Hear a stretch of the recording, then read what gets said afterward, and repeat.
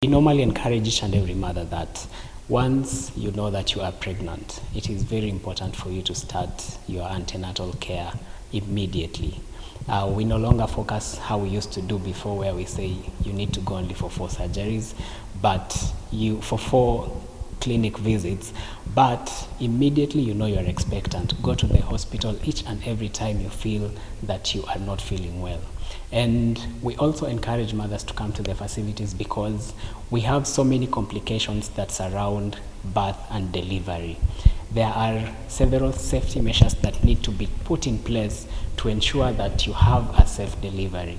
And some of these things can only be identified by you coming to the facility. And therefore, we're encouraging mothers, as much as, yes, we know there have been places where you may not have been treated well and all that, but we really encourage you to come to the facility so that we ensure that your safety is okay. To put this in line with where we are headed at as a nation, we really want to reduce the number of mortalities that happen, especially during the delivery period, during the perinatal and the period that a mother is giving birth. We really want to ensure that this number of complications and deaths really go down. And one way we can do this is if we have many of the mothers who are expectant actually come to deliver at the facilities and to undergo checkups at the facility.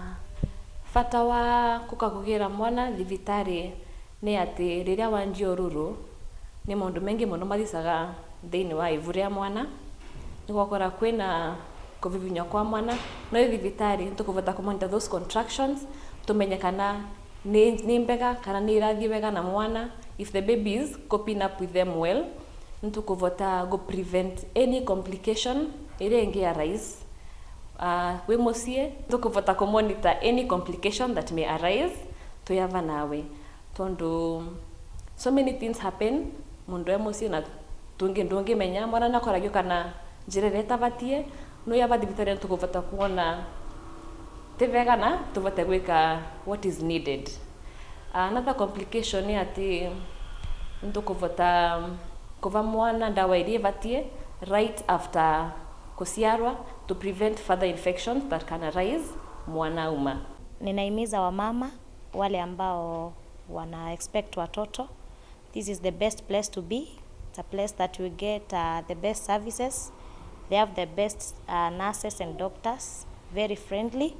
Na tafadhali tuje hospitali for the sake of our babies, for the sake of healthy babies, ndio tupunguze vifo vingi.